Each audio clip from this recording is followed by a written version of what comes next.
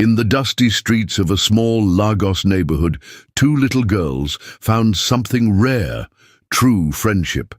Their names were Ivy and Tolu. Though they came from different families, they were like twins, always together, always laughing, always dreaming. They met in Primary 1 on a hot afternoon when Tolu saw Ivy sitting alone with dry lips and a hungry look. Without thinking twice, Tolu took out her only sweet and gave it to her. That one act started something special. From that day they shared everything, lunchboxes, stories, secrets, even punishment.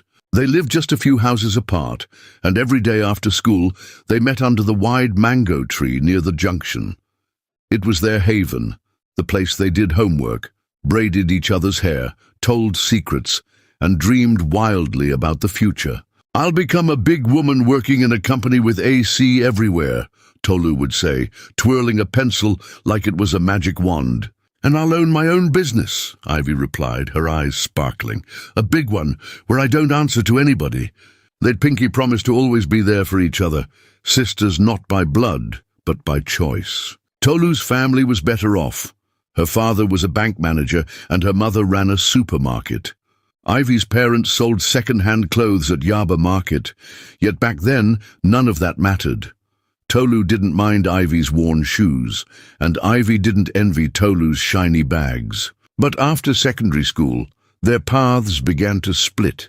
Tolu gained admission into a top private university. Ivy couldn't afford university right away.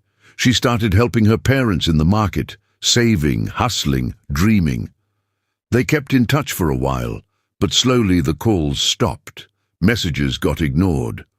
One day, Ivy called again, and this time the line said, "This number is no longer reachable." She sat under their mango tree alone that day, the branches above her now heavy with silence. "I guess forever doesn't mean the same thing to everyone," she whispered. "But fate, like mango seeds, knows how to grow in unexpected places." Years passed, and the world spun faster than Ivy could hold on to. While Tolu's Instagram was filled with graduation gowns, wine glasses and filtered smiles in Dubai, Ivy was waking before dawn to help her mother at the market, then running a small roadside POS business near the bus stop by midday. It started with just one plastic chair, a tiny umbrella, and a cardboard sign. POS withdrawal and transfer, fast and reliable. With every 100 naira charged per withdrawal, Ivy scraped together what she could. Some days were better than others. There were moments her machine would go offline, or a customer would yell at her over failed transactions. But she kept going. She had learned resilience in silence. Her customers, mostly Kiki riders, traders and students, came to like her gentle smile and honest nature. Some even called her Madam Bank. She wore simple clothes, often reused, her slippers dusty from the roadside. But her dignity was as clean as gold. She didn't care much for fancy captions or aesthetics. Her phone was filled not with selfies, but screenshots of business tips, bank alerts, and her mother's medication list.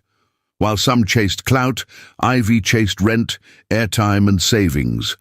Every night she recorded her earnings in a small notebook and whispered a prayer. Then one sweltering Thursday afternoon, her world shifted. She was seated by her stand, fanning herself and sipping pure water when a black-tinted SUV pulled over just a few steps from her.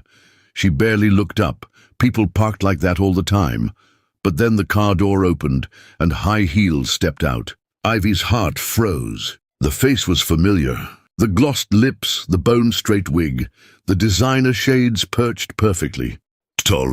Tolu, her childhood twin. And Tolu was walking straight toward her. Not with a hug, not with joy, but with disbelief painted all over her face. Tolu stood there in her sharp, stylish, tailored outfit, a kind of outfit that smelled of air-conditioned boardrooms and power lunches. Her nails were long and red, and her perfume wafted like money. She removed her sunglasses slowly, dramatically, as if unveiling royalty. "Ivy?" she said with a smirk, blinking like she couldn't believe her eyes. Ivy stood up from her plastic chair, wiping her hands nervously on her faded skirt. "Tolu," she said softly, unsure whether to smile or cry. Tolu gave her a long, slow look from head to toe, her perfectly arched brows rising. "Wow, so it's true. Someone said you were doing POS on the road. I said, not my Ivy, not Madam Dream Big, not the one who used to draw business plans under mango trees." Ivy tried to smile. "It's honest work, Tolu." Tolu chuckled, flipping her hair. No, don't get me wrong. It's cute, hustle and all that. Just unexpected. Honestly, I thought you'd be in an office by now, not under an umbrella beside Danfo buses." Ivy's chest tightened, but she refused to break. "I tried," she said. "Things didn't go as planned. My parents got sick. School had to wait. But I couldn't just sit and wait for life. So here I am." Tolu crossed her arms. "Well, I guess not everyone gets the same chances. Me, I'm with Nexa Capital now, senior accounts officer.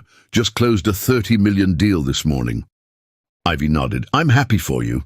Tolu pulled out her iPhone. "Let's take a picture. Throwback Thursday, for old time's sake." Before Ivy could react, click. Tolu had already taken the photo, her in corporate wear, Ivy in roadside dust. She tapped rapidly, uploading. Caption: "How time flies. Some of us moved up, some stayed, grounded." Ivy looked at her. "Why would you post that?" Tolu smiled sweetly. "It's just banter. Relax. Still love you, girl." And with that, she walked off, her heels clicking like punctuation marks on a painful sentence. Ivy sat back down slowly.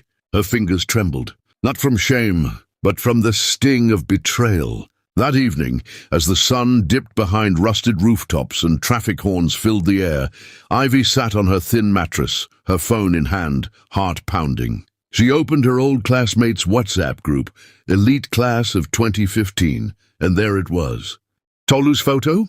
Her own face in full view, dusty and squinting under the sun, beside Tolu's glowing frame, and underneath it, the caption that pierced deeper with each word. "Life happens. Some of us signed deals, some stayed behind POS machines." The comments came fast. "No way! Ivy the brain?" "Omo from best in class to POS. Wahala. Book no be everything, Sha." Ivy stared at the screen until her eyes blurred with tears. She wanted to disappear, to vanish into the earth. She didn't have the strength to respond, not even to defend herself. Her chest felt tight, and for a moment she struggled to breathe.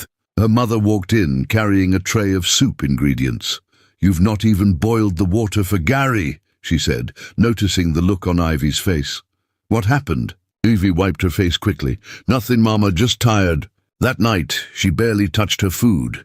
She lay in the dark, listening to generator hums and quiet laughter from neighbors, wondering why the girl who once shared mango slices and homework answers with her could now mock her struggle so publicly. The next morning, her eyes were swollen from crying. Still, she folded her umbrella, packed her POS device and chair, and went back to her spot. Because hustle doesn't wait for heartbreak to heal. She barely noticed the black Prado that pulled up across the road. Inside the backseat of a sleek black Prado, Mr. Dare Bakare, CEO of Nexa Capital, sat in silence, his phone resting in his hand, screen dimmed, thoughts loud. He had just seen it. A WhatsApp status. From Tolu, one of his junior partners. It was a photo, a cruel one. On the left, Tolu, radiant in a tailored blazer, grinning like success itself. On the right, a girl in a faded floral dress, standing in sunlight too harsh for her tired eyes, the Lagos dust clinging to her skin like a second layer. The caption struck like a slap. "Throwback, life takes us places. Some of us sign deals, some stay behind POS machines." Dare didn't chuckle. He tightened his grip on the phone, because he knew exactly what it felt like to be that girl. He grew up in Ajagunle. Raised by a widowed mother who sold puff-puff by the roadside, Dare had tasted hunger. He'd been overlooked, underestimated, dismissed. He knew that struggle didn't always come with torn clothes.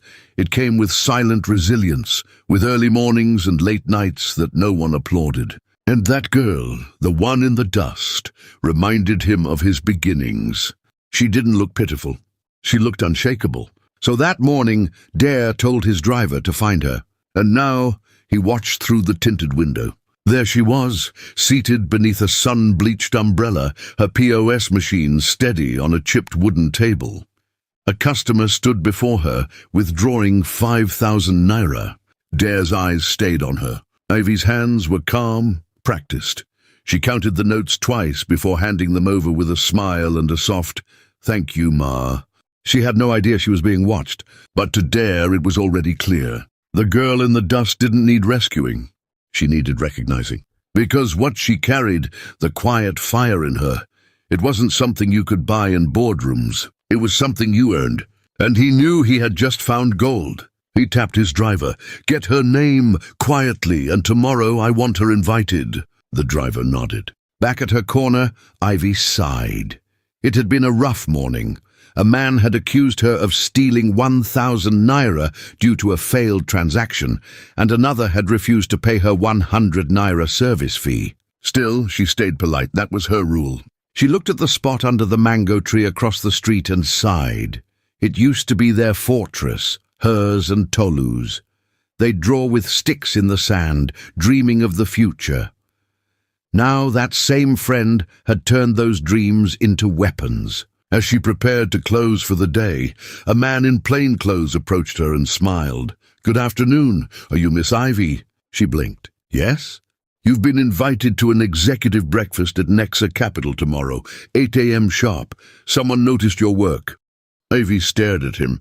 "Nexa? What's this about?" He handed her a formal letter and walked off. She opened the envelope with shaking hands. Inside was a note signed, "Der Bakare, CEO. I believe in people who rise with integrity. Let's talk." Her heart skipped. Had someone finally seen her? Ivy barely slept that night. She turned the envelope over again and again, rereading the signature, like it might vanish if she blinked too hard. Her mother peeked in around 3 a.m. "You've not closed your eyes since yesterday," she whispered. "Is everything all right?" "I think something is happening, Mama," Ivy said, voice trembling. "Something big." By 5 a.m., she was up and ironing her only proper blouse. It wasn't new, but she scrubbed it clean, pressing each corner like her life depended on it.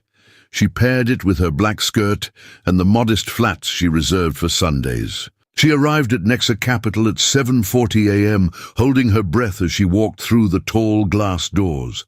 Everything smelled like polish and power. A cool gust of air-conditioned air kissed her face as the receptionist smiled. "Miss Ivy, you're expected. Please follow me." She was led through sparkling corridors, past sharply dressed staff, tapping on laptops and whispering in business tongues. The scent of fresh coffee floated in the air. Then the receptionist stopped at a large office. "He's waiting." Ivy's hands trembled as she knocked. "Come in," a deep voice said. Inside was a large mahogany desk, shelves filled with awards, and at the center sat Mr. Dare Bakare in a crisp blue suit. He looked up and smiled warmly. "Miss Ivy," he said, standing to shake her hand. "You look even more impressive in person." "Good morning, sir," Ivy said, voice soft but steady.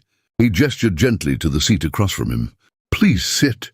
Ivy lowered herself carefully, clutching her folder, unsure of what to expect. Mr. Dare leaned forward, hands folded. "I came across something recently, a post meant to mock you." Her eyes dropped. "It was a really bad day, sir." "But what I saw wasn't weakness," he said, voice calm. "I saw composure, grace, dignity in the face of humiliation. You didn't lash out. You didn't fold. That told me more about your character than any CV ever could." She looked up, hesitant, listening. "I believe stories like yours matter," he continued, "and I believe girls need someone who's walked that dusty path, not just studied it." He paused, then smiled. "How would you feel about leading a financial literacy pilot for young women? We'll start with POS training, budgeting, savings, and ethics. You'll earn a monthly stipend, and I'll personally mentor you." Ivy blinked, stunned. "Sir, me?" "Yes, Ivy," Dare said firmly. "Because you didn't just survive the struggle. You carried it with integrity. That's what leadership looks like." Her eyes filled with tears. Not from pain this time, but from being seen. By the time Ivy stepped out of Nexa Capital's front doors, her world had already shifted. She stood on the pavement, staring at the busy Lagos street like it was brand new. The buses still honked, hawkers still shouted. But something inside her had changed. She was no longer just the girl by the roadside with a POS machine. She was a woman with a purpose and a platform. She walked back home in a daze, letter in hand, feet light, heart pounding. Her mother was outside spreading washed wrappers on a line when Ivy arrived. "Mama," she whispered. Her mother turned. "How was it?" Ivy grinned, eyes shimmering. "He offered me a position. I'll be teaching financial skills, training girls, and I'll be paid." Her mother froze, then slowly sat down, tears spilling. "You see, my daughter, you didn't bend, God saw you." That night, Ivy posted something simple on her WhatsApp status. "Sometimes your pain becomes your power. Grateful." She didn't mention names, but Tolu saw it. She'd been scrolling late at night, trying to drown the guilt and unease that had been creeping in since that photo incident. She hadn't expected the backlash, not just from strangers, but from two of her superiors at Nexa who quietly questioned her judgment. And now this. What had Ivy done to deserve such a platform? Still, pride made her scoff.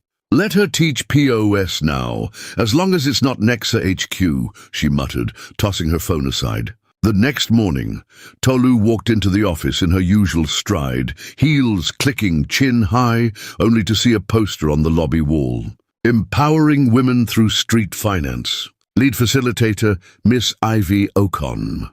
Hosted by Nexa Capital. Her heart stopped. No way. But yes, the same girl she laughed at was now Nexa's face of empowerment. Tolu stood frozen, eyes locked on the poster. Her heart thudded like war drums in her chest. Around her, co-workers walked past, barely sparing her a glance. But to Tolu, the room felt like it was spinning. Ivy's photo on the poster wasn't edited or glamorous. It was real.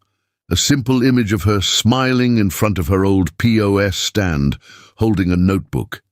And yet, it radiated strength. Tolu tore her gaze away and stormed toward the elevator. As the doors closed behind her, shame clawed at her throat. How did she get here? What does Mr. Bakary even see in her? Meanwhile, Ivy stood on a modest platform in one of Nexa's seminar halls, wearing a neatly tailored Ankara dress and low heels. Before her sat 25 young women from different parts of Lagos, some hawkers, some hairdressers, some like her, former roadside agents. She cleared her throat nervously. "My name is Ivy. I didn't come here from a big office. I came from a plastic chair under the sun. I used to charge 100 naira per withdrawal, but every transaction taught me something about people and about myself." The women listened, nodding, some already taking notes. "In this class, I won't just teach you how to operate a POS. I'll teach you how to handle money, track expenses, and dream beyond your umbrella." Applause broke out. Mr. Bakare, standing in the back, smiled proudly. "She doesn't speak with ego," he said to his board members. "She speaks with experience." Upstairs, Tolu watched from a glass panel, her jaw clenched. And yet something inside her twisted, not just jealousy but regret. Because deep down she knew Ivy earned this, and she, Tolu, had thrown away something priceless for pride. But life, as Ivy once said, has a funny way of bringing people full circle. That evening, as the last light faded from the Lagos sky, Tolu sat alone in her office, the Nexa Capital building now strangely silent. She stared at her screen, but the words on her report blurred. Her mind kept flashing back to Ivy's voice. "I came from a plastic chair under the sun." She remembered the days they used to sit under the mango tree, solving math problems and drawing big plans on scraps of paper. Back then, Ivy was the dreamer, the quiet fighter, the one who taught Tolu to save her allowance instead of spending it on meat pie and coke. How had she forgotten all that? And how did she become the girl who mocked the very person who helped shape her? Her phone buzzed. A message from her aunt. "Ivy is doing amazing things. You two used to be close, right? You must be so proud of her." Tolu stared at it, her stomach turning. Proud? She hadn't even said sorry. Meanwhile, Ivy was heading home in a keke nepep, exhausted but glowing. Her hands still smelled faintly of paper and sanitizer from the training session, but her heart was full. The women had clapped when she ended. One of them even hugged her and whispered, "You've given me hope again." Hope? That was all Ivy ever wanted to be. A light, not just for herself, but for others who'd been overlooked. She reached home and hugged her mother tightly. "Mama, they want me to lead a second session next month, bigger one. They'll bring girls from Ibadan and Port Harcourt too." Her mother kissed her forehead. "My daughter, the same girl they laughed at. Look at you now." Back at Nexa, Tolu finally stood up, walked to the restroom, and stared into the mirror. Her reflection didn't smile. It asked questions. Would Ivy forgive me? Would I forgive me? 3 days passed. Tolu tried to bury herself in work, client meetings, proposals, spreadsheets, but nothing erased the image of Ivy standing confidently before a room full of women. The girl she once dismissed, now inspiring dozens. Finally, she opened WhatsApp and clicked on Ivy's name. Her fingers hovered over the keyboard. Typing, deleting, typing again. Then she sent, "Ivy, can we talk, please?" No reply, not for hours. But late at night, a soft ding came. "Tomorrow, after my training, 3 p.m. Nexa Cafe." Tolu's chest tightened. She arrived at the cafe early, hands sweaty, heart unsure. Ivy walked in exactly at 3, wearing a simple top skirt and calm grace. She didn't smile, but she didn't frown either. "Hi," Tolu said, standing up quickly. "Thank you for coming." Ivy nodded and sat. I've been thinking a lot," Tolu began, voice shaky, "about what I did, what I posted, the way I treated you." Ivy looked at her silent. Tolu's eyes welled up. "I was arrogant. I forgot where we came from. I mocked the very struggle I used to admire. And the worst part, I hurt someone who once called me sister." Ivy finally spoke, her voice low. "Why, Tolu?" Tolu swallowed hard.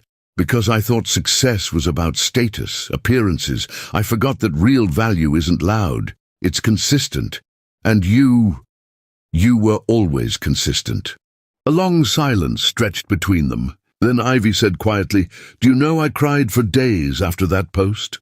Tolu nodded, tears slipping. "I don't deserve your forgiveness, but I'm asking for it." Ivy exhaled deeply. "I forgave you the day I realized your mockery came from emptiness, not evil. But Tolu, you have to change." Tolu nodded quickly. "I want to, I'm ready." For the first time, Ivy smiled faintly. "Then let's start again. No mango tree this time. But we've got good chairs now." Tolu laughed softly through her tears. And just like that, a crack of light returned between them. The days that followed were humbling for Tolu. She showed up, not as the girl with perfect lashes and power heels, but as someone eager to listen, to unlearn, and to try again. With Ivy's help, she joined the next training, not as a speaker but as a volunteer. She took notes, arranged chairs, handed out refreshments, and listened from the back of the room as Ivy taught girls from Mushin, Surulere, and Agege how to turn a 50,000 naira POS machine into a stepping stone. During one session, Ivy asked the group, "What's the most powerful lesson you've learned from failure?" Tolu raised her hand. Ivy paused, surprised, but nodded. "Go ahead." Tolu stood, heart pounding. "I learned that when you forget your roots, success becomes empty. I hurt someone I love, but today I'm learning again. About dignity, about rebuilding, and about the kind of woman I want to be." The room clapped. After the session, a teenage girl approached her. "Auntie, I thought girls like you only cared about slay and selfies," she said, "but now I see you different." Tolu knelt slightly and took the girl's hand. "Trust me, I used to care about only that too. But life teaches better lessons than filters ever can." Later that evening, Tolu and Ivy sat on a bench outside the training center, sipping Zobo. "You've changed," Ivy said quietly. "I'm still changing," Tolu replied, "but for once I like who I'm becoming." Ivy smiled. "You're earning your peace." "I want to do more," Tolu said suddenly. "Maybe help girls who lost their jobs or dropped out, start something small." Ivy looked at her with pride. "We can build something together. This time no mockery, no pride." Tolu nodded, her voice steady. This time only purpose.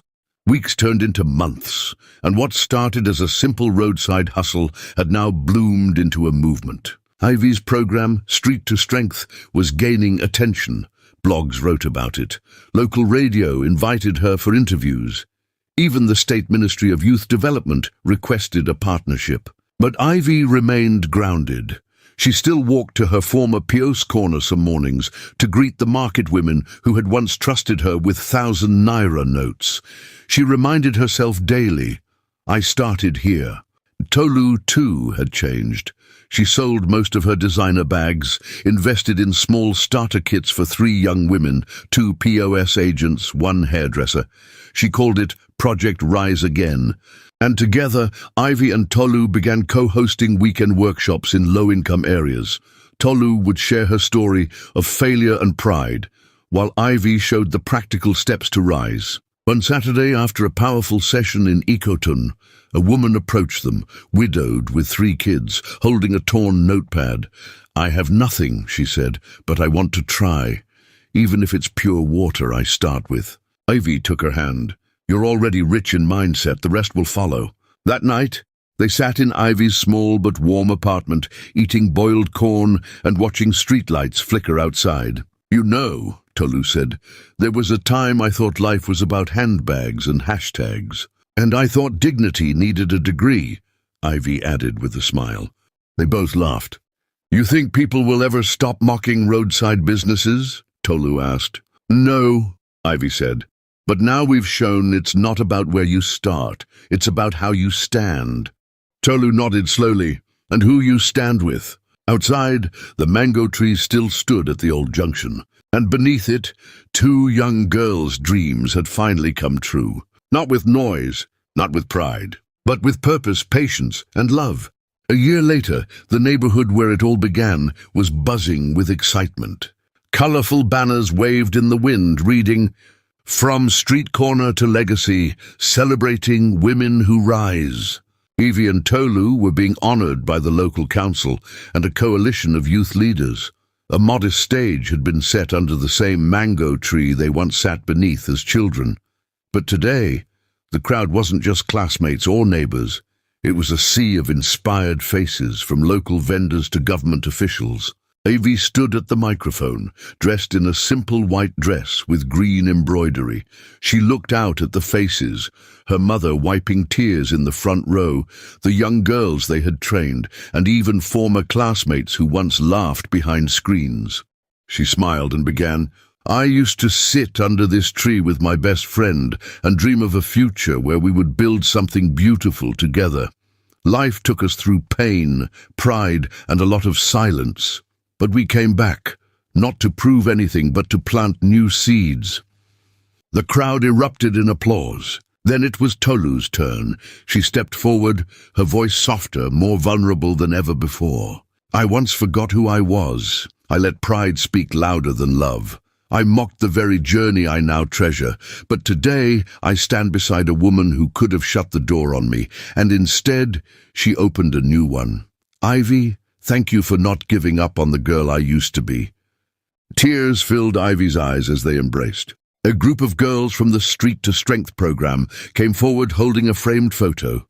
Ivy and Tolu as children, under the mango tree, smiling with chalk on their hands. Beneath it was inscribed, "Real friendship doesn't fail. It sometimes forgets, but it remembers again when purpose calls." As the sun set and music filled the air, Ivy and Tolu stood side by side, stronger than they'd ever been. Not just childhood friends, not just businesswomen, but builders of hope, living proof that grace is louder than gossip, and that from the dust of roadside dreams, golden legacies can rise. The end. If you loved this story, make sure to like the video and subscribe to my channel for more captivating stories like this one.